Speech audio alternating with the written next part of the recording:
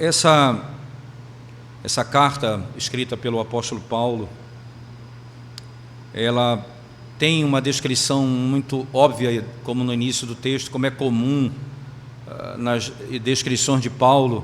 Se você pegar todas as cartas que ele escreve, não é, ele faz uma introdução da sua pessoa, quem ele é, do seu chamado e posteriormente a quem ele está se dirigindo, e consequentemente ele dá um tipo de bênção que é como se fosse a bênção que encerra o livro.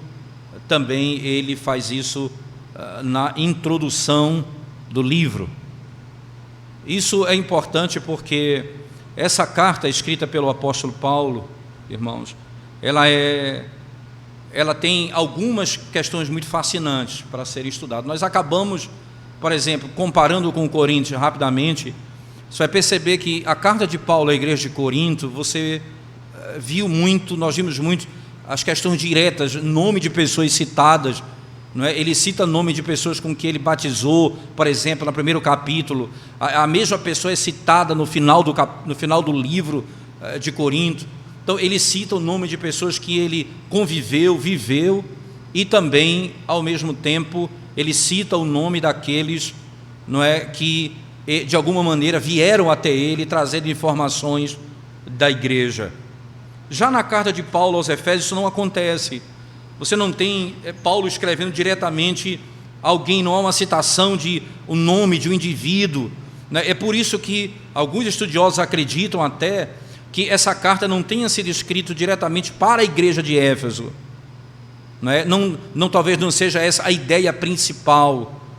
É por isso que alguns até afirmam isso. Por quê? Porque escrever, se você lembrar bem do capítulo 19 de Atos, Paulo visitou Éfeso 2 vezes. A última vez, ele passou 3 anos ali na igreja, então ele conhece as pessoas, ele conviveu com as pessoas. Então seria muito estranho o fato dele escrever uma carta à igreja de Éfeso e não fazer citação de ninguém, de não tratar o nome de ninguém, nem de um problema particular. Consequentemente, isso leva a alguns debates sobre a quem Paulo, de fato, a quem ele escreveu essa carta. Mas nós temos alguns pontos que precisam ser aqui bem instruídos para nós não termos dificuldade, irmãos, de compreender. O texto grego, a palavra grega Éfeso, aparece. Existem alguns manuscritos que não têm a palavra, mas boa parte dos manuscritos tem a palavra. Isso nunca foi problema. Então, até o século XVIII, por exemplo, nunca ninguém contestou a autoria paulina, nem muito menos que ela tenha sido escrita para a igreja de Éfeso. Mas algumas questões precisam ser respondidas e que nos ajudam a entender bem a carta, o teor da carta e a própria natureza dela. Primeiro, quando nós olhamos para Éfeso no primeiro século, vamos entender um pouco da cidade de Éfeso no primeiro século. Vocês vão lembrar mais ou menos assim, você tem alguma cidade no sertão, que é o portão do sertão ou a porta de entrada do sertão.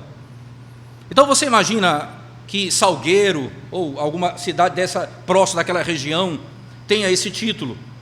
E você escreve uma carta para o sertão, mas você vai escrever uma carta endereçada para a cidade que representa toda aquela região. Toda aquela região. Seria essa a ideia. E por isso é que, não sendo, é uma carta escrita para a igreja, mas não necessariamente para uma igreja. Por isso que talvez ele não tenha falado de assuntos particulares, uma vez que ele está falando para toda uma região. Então preste atenção nisso. Por exemplo, o livro de Apocalipse, irmãos, contém nos primeiros capítulos mensagem às 7 igrejas da Ásia Menor. Você vai lembrar muito bem disso, né? Então, a Ásia Menor, naquele tempo, nos dias de Paulo particularmente, ela era da província romana e ela estava debaixo dessa autoridade. O livro de Apocalipse fala das seguintes igrejas: Éfeso, Esmirna, Pérgamo, Tiatira, Sardes, Filadélfia e Laodiceia. Então essas cidades, elas estavam organizadas ao redor do que se chama de um hub urbano da província. É interessante porque Éfeso, então, ocupava um ponto estratégico.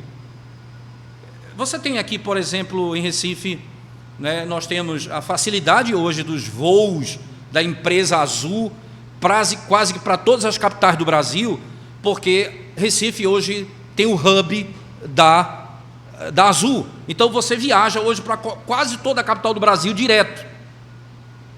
Então a cidade de Recife hoje, ela seria um ponto central para muitos lugares do Nordeste e para muitos lugares do Brasil.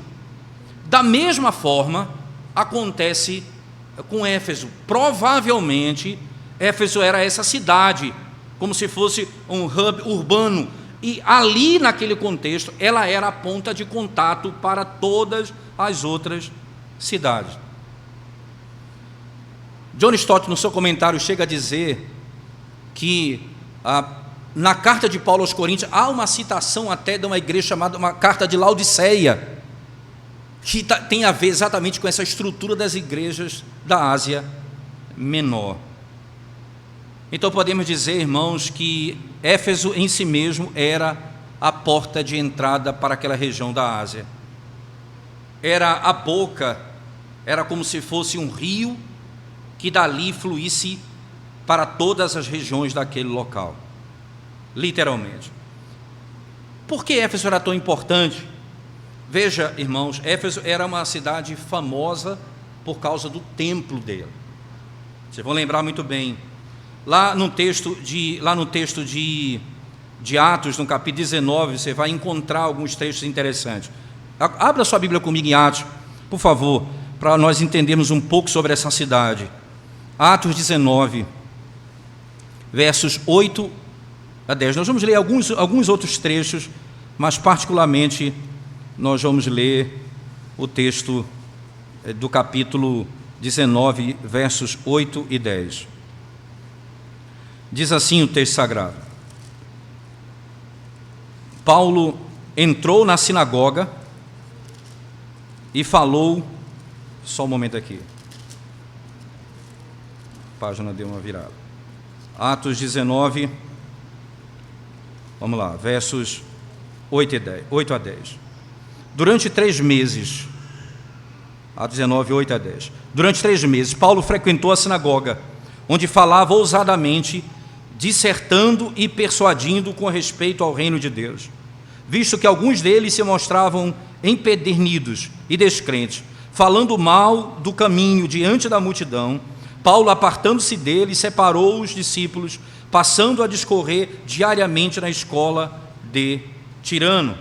Durou isto por espaço de 2 anos, dando anseio a que todos os habitantes da Ásia ouvissem a palavra do Senhor, tanto judeus como gregos. Lucas vai registrar ainda, irmãos, que muitos milagres aconteceram por meio de Paulo.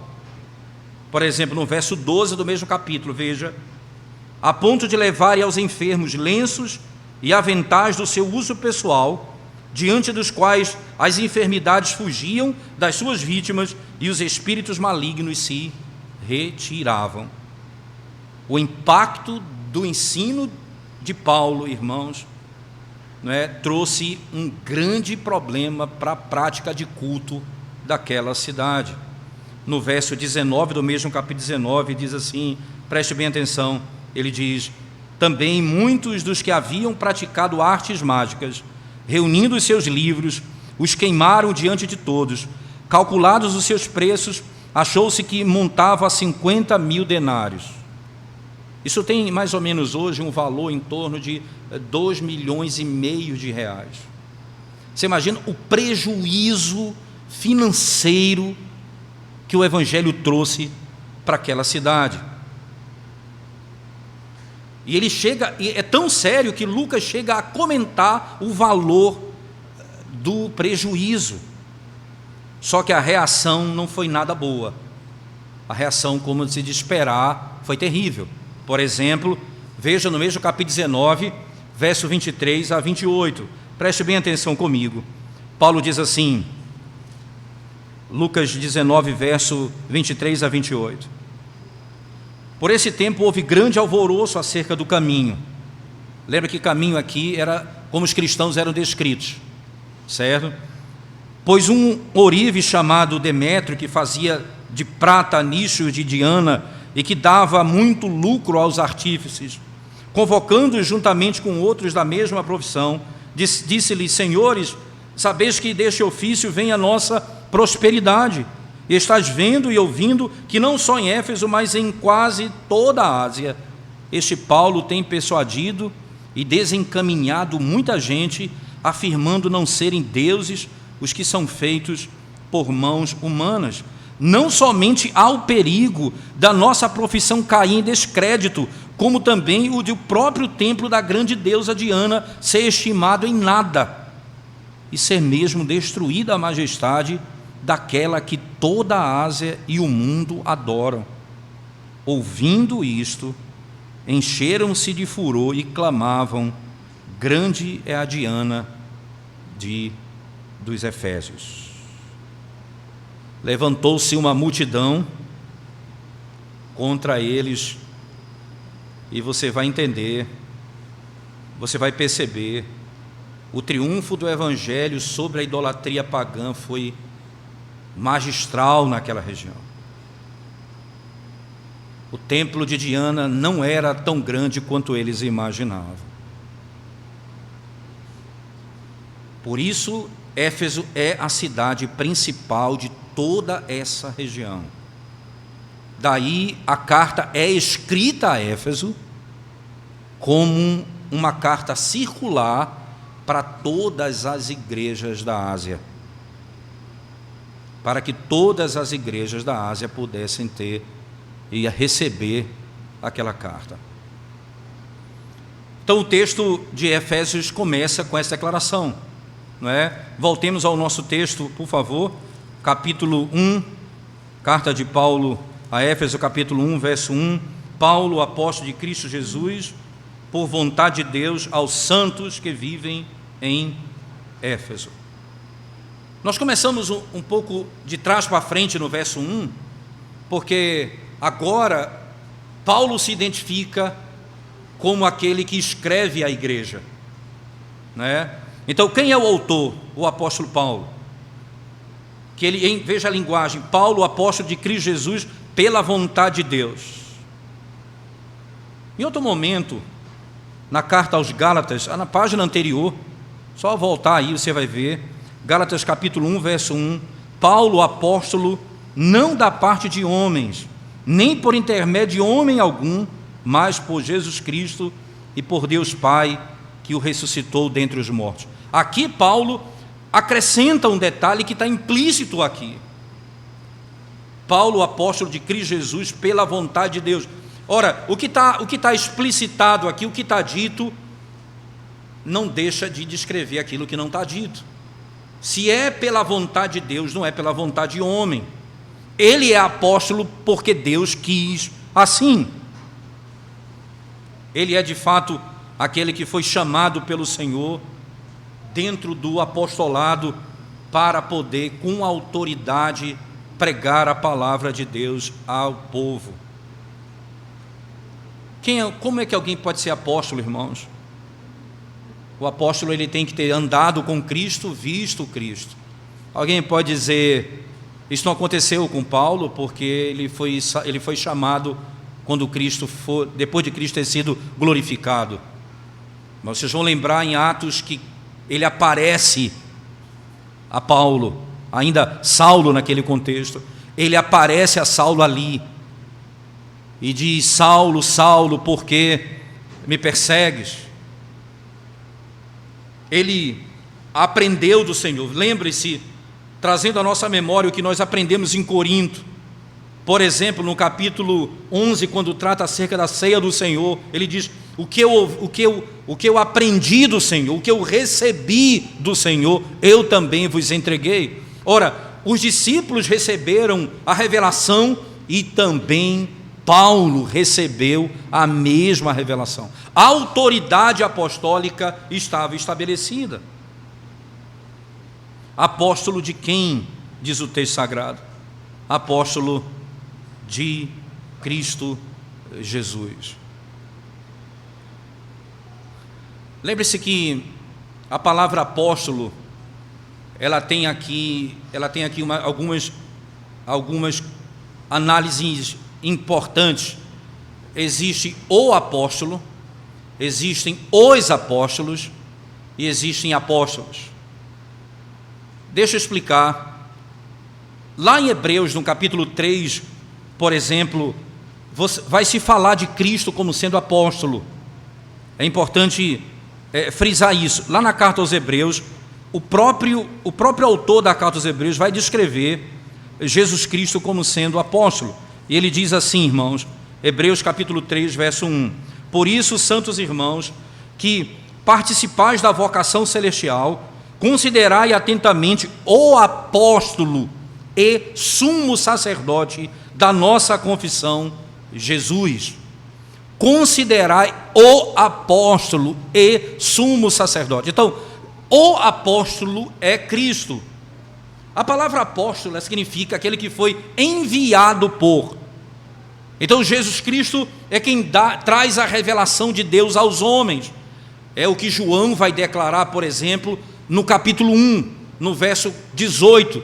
Ninguém jamais viu o Pai, o Deus unigênito que está no seio do Pai é quem o revelou. Nós não poderíamos conhecê-lo se ele não se desse a conhecer por meio do apóstolo, que é Cristo. Ele foi enviado por Deus. Logo, esse Cristo que é o enviado, ele vai enviar 12 especificamente para a expansão e para o ensino e para a doutrinação da igreja por todos os séculos seguintes. Isso é tão claro, irmãos, na consciência de Paulo, que escrevendo ainda na mesma carta de Éfeso, no capítulo 2, por favor, no verso 20, ele diz assim: edificados sobre o fundamento dos apóstolos e profetas, sendo ele mesmo, Cristo Jesus, a pedra angular. Ele tem consciência que eles foram quem lançaram o fundamento, que é Cristo. Os apóstolos e profetas, esses são os que lançaram o fundamento. Lembre-se das palavras de Paulo, então, no início: Paulo, apóstolo de Cristo Jesus, por vontade de Deus, apóstolo de Cristo Jesus. Por que essa expressão, irmãos, Cristo Jesus, né? Lembre-se que a palavra Cristo em grego, ela vem de um termo, ela está associada a uma palavra hebraica que significa ungido. Por exemplo, Mashiach, que é Messias, Christos, Cristo, que é o ungido, é a mesma expressão. Cristo Jesus aqui, ele coloca, veja, o Cristo, e essa expressão é importante, ele é o ungido de Deus. E a palavra ungido significa associação direta com os 3 ofícios. Lembre-se que o profeta era ungido, o rei era ungido, o sacerdote era ungido. Nenhum sumo sacerdote poderia adentrar ao Santíssimo Lugar sem antes ter sido ungido. Essa é uma declaração direta, está lá em Levítico. Perceba então que aqui, quando ele descreve Cristo, e segundo essa expressão usada por ele, não é, no texto, apóstolo de Cristo, apóstolo do Messias, apóstolo do ungido, aquele que veio, como diz Isaías 61, quando lido por Jesus Cristo em Lucas 4 e Mateus 4, o Espírito do Senhor está sobre mim, porque Ele me ungiu para pregar, isto é, Ele é profeta, Ele me ungiu para curar, isto é, Ele é sumo sacerdote, e Ele me ungiu para pôr em liberdade os cativos, isto é, Ele é Rei Supremo. o Espírito do Senhor está sobre mim.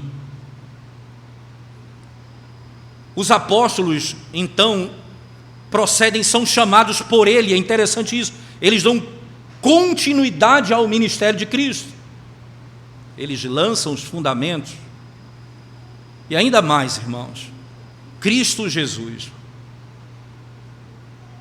daquele que veio salvar, o que se vestiu como sumo sacerdote, o que se vestiu como profeta e o que se vestiu como rei, ele veio vestido para libertar o seu povo. É da parte dele, é dele que eu fui chamado. Paulo, apóstolo de Cristo Jesus. De Cristo Jesus.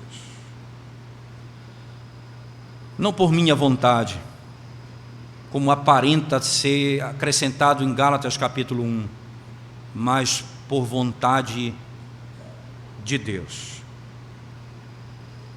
Não fui eu quem me escolhi, foi Ele quem me escolheu.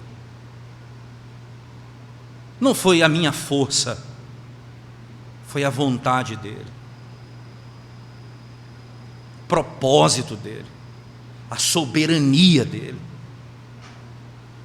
Isso, irmãos, lida diretamente escrevendo uma igreja, o que Paulo vai sofrer tanto na segunda carta aos Coríntios, quando falsos apóstolos tentam diminuir a autoridade do seu apostolado. E Paulo vai descrever aqui: eu não sou apóstolo, autodeclarado, eu sou apóstolo pela vontade de Deus. Pela vontade de Deus. Então, como já vimos, irmãos, aos santos que vivem em Éfeso e fiéis em Cristo Jesus. Alguns estudiosos vão entender que esse "e" aqui, essa possível apenas expressão aditiva, "e fiéis em Cristo Jesus", na realidade poderia ser um mero aposto e poderia significar fiéis em Cristo Jesus, delimitando ou qualificando os santos. Então, aos santos que vivem em Éfeso, quem são esses, irmãos? Fiéis em Cristo Jesus. Então, ele não está falando a dois grupos distintos, ele está falando ao mesmo grupo, aos irmãos de Éfeso, aos santos que vivem em Éfeso e fiéis, isto é, os que são fiéis em Cristo Jesus. E aqui Paulo, irmãos, vai traçar aquilo que é fundamental em toda a sua carta, em Cristo Jesus. Essa expressão, ela percorre, sem dúvida alguma, toda a estrutura daquilo que se conhece na carta, em Cristo Jesus. Em Cristo Jesus. É por isso que você vai ver no capítulo 2, por exemplo, Paulo dizendo: Ele nos deu vida juntamente com Cristo. Pela graça sois salvos. Ele diz: olha, Ele nos ressuscitou com Ele e nos fez assentar nas regiões celestiais em Cristo Jesus. São expressões gloriosas que ele passa a descrever aos fiéis em Cristo Jesus. Não há, irmãos, possibilidade de nós separarmos a verdadeira religião de Cristo. Muitas pessoas amam a Deus, muitas pessoas aparentemente amam a Deus, falam de Deus, até a sua religião anuncia alguma verdade de Deus, mas não conhecem a Cristo. E isto é impossível, porque todo o benefício que nós temos vem por meio de Cristo. não há como você ter algum benefício à parte de Cristo Jesus. A mensagem que passa a ser descrita então nesse primeiro verso, agora como a bênção que ele dá já no início, quando no verso 2 ele diz assim: graça a vós outros e paz da parte de Deus nosso Pai e do Senhor Jesus Cristo. Então a carta, irmãos, como um todo, ela foca no princípio, o que Deus fez através da obra de Cristo Jesus na história, e o que Deus faz ainda através do Espírito na construção de uma nova sociedade no meio desse velho mundo. Como que a obra de Cristo, aplicada pelo Espírito, nos fazendo ter união com Ele, como que essa obra transforma a sociedade, fazendo uma nova sociedade. O livro de Efésios vai mostrar como Cristo derramou seu sangue numa morte sacrificial e levantou e ressurgiu dentre os mortos pelo poder de Deus, e como ele tem sido exaltado acima de todos os competidores. Por isso que todos aqueles que estão em Cristo, organicamente unidos com Ele pela fé, compartilham também desses grandes eventos. Nós estamos com Ele, Paulo diz, graça a vós outros e paz da parte de Deus, nosso Pai, e do Senhor Jesus Cristo. Você sabe, irmãos, que há um desejo claro de construir uma nova sociedade, não é? Nós vivemos hoje uma época em que, sem querer entrar em exageros e radicalismos, mas há uma tendência na nossa época hoje, falando pelos grandes líderes mundiais, o desejo de estabelecer uma nova sociedade, uma sociedade mais justa, uma sociedade mais respeitada, uma sociedade diferente. Só que esse conceito que eles estabelecem, irmãos, sem dúvida exclui Cristo completamente, porque o propósito deles não é a glória de Deus. Mas o apóstolo Paulo fala de uma mudança radical, de um reset espiritual verdadeiro, que só a obra de Cristo pode produzir na vida do homem e na sociedade.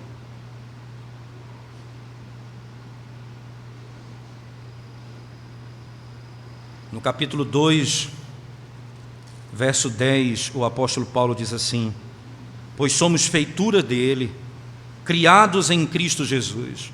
Veja, irmãos, nós fomos criados, e essa palavra, no tempo oportuno, nós vamos discutir mais isso. Nós somos criados nele, e a palavra criado aqui é o termo grego para, mesmo termo que da palavra poesia, como se nós fôssemos, não é simplesmente a criação no primeiro dia ou no sexto dia da criação, aqui é recriados, é como se nós fôssemos a poesia de Deus, a linguagem usada no texto. Criados em Cristo Jesus. Veja, nós fomos criados ali no Éden, antes do Éden, obviamente, no sexto dia da criação. Agora nós somos criados em Cristo Jesus. Ele está falando de uma nova criação, de um novo homem.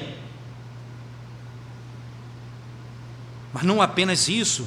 No verso 15 do mesmo capítulo 2, preste atenção: aboliu na sua carne a lei dos mandamentos na forma de ordenança, para que dos dois criasse em si mesmo um novo homem, Esse é o propósito de Deus, uma nova criação, fazer um novo homem. Mas não para aí, no capítulo 4, verso 24, acompanhe comigo, ainda na carta, ele diz assim: e vos revistais do novo homem, criado segundo Deus, em justiça, retidão, procedentes da verdade. Nós somos criados dessa maneira.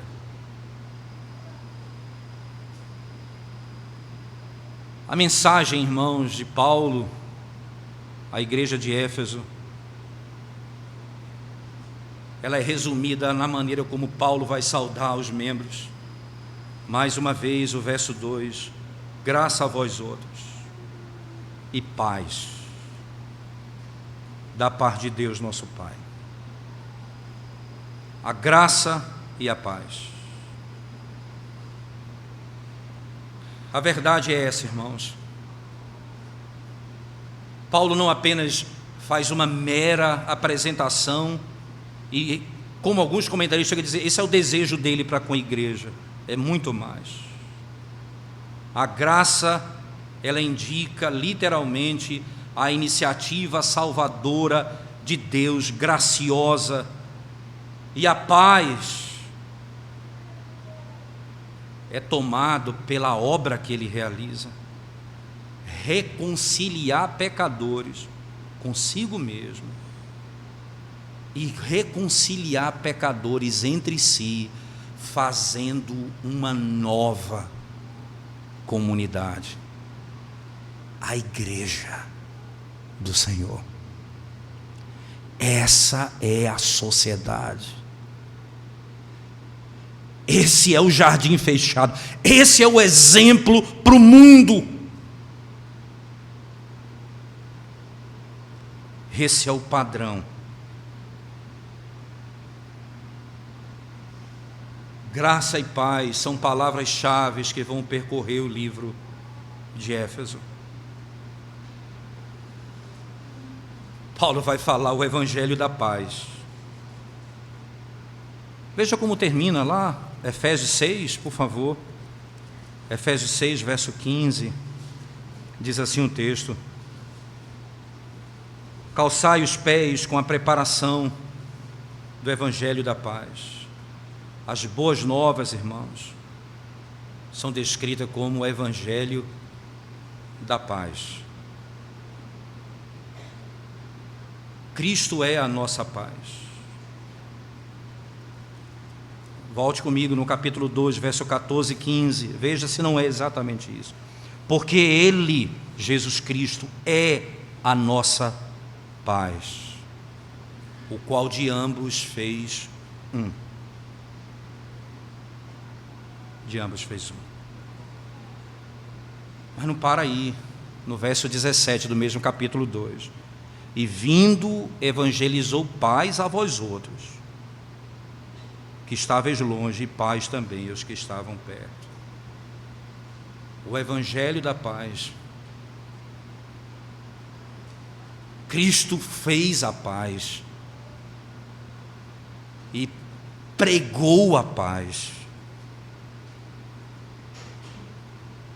Você sabe qual foi a primeira mensagem que ele proclamou depois da ressurreição, quando ele adentra a reunião em que os discípulos, lá em João, no capítulo 20, estavam reunidos? Ele adentra duas vezes, no domingo, um domingo, e no domingo seguinte, ele adentra as portas dizendo: paz seja convosco. Paz seja convosco.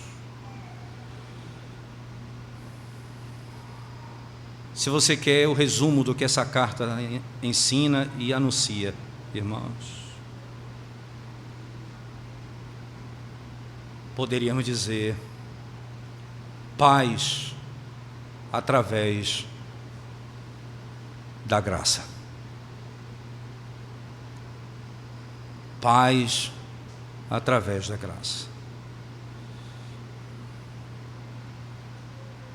lembre-se, nunca poderemos alcançar nada disso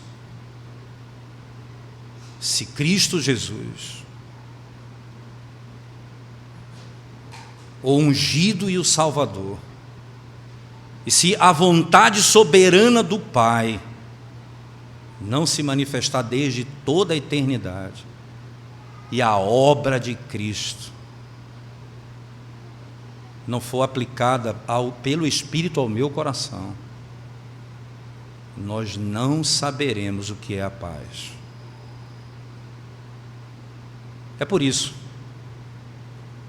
e aqui encerro essa introdução, é por isso, irmãos, que quando Isaías, no capítulo 59, descreve o pecado que separa o homem de Deus, e mostra o homem tentando voltar para Deus pelo seu próprio caminho, não pelo caminho da reconciliação por meio da obra de Cristo. Isaías diz assim, dos versos 6 ao 9, mas ele resume rapidamente, ele diz assim: quem anda por esse caminho, que caminho? Voltar a Deus sem Cristo. Todos os que andam por esse caminho não conhecem a paz. Não conhecem a paz. Só aquele que veio estabelecer a paz, prega a paz, forma uma comunidade de paz e anuncia aos de perto e a de longe, e os de longe, paz, pela graça do Evangelho. Essa é a jornada que começamos hoje em Efésios. E logo na sequência, nós vamos ver o que Deus nos permitiu ver. Como tudo isso começou no plano secreto e eterno de Deus, revelado naquilo que Paulo descreve, no acordo de paz na Trindade, para que a paz fosse estabelecida. Vamos curvar nossa cabeça e vamos orar ao Senhor. Obrigado, Senhor, pelo privilégio de podermos buscar descortinar a Tua verdade, a Tua palavra, segundo a Tua própria palavra, pelo Teu Espírito,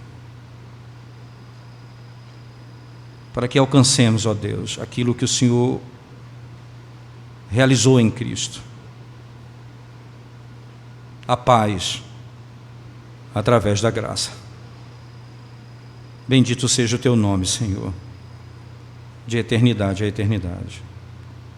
Abençoa o Teu povo, dando-nos a Tua paz, em nome de Jesus. Amém.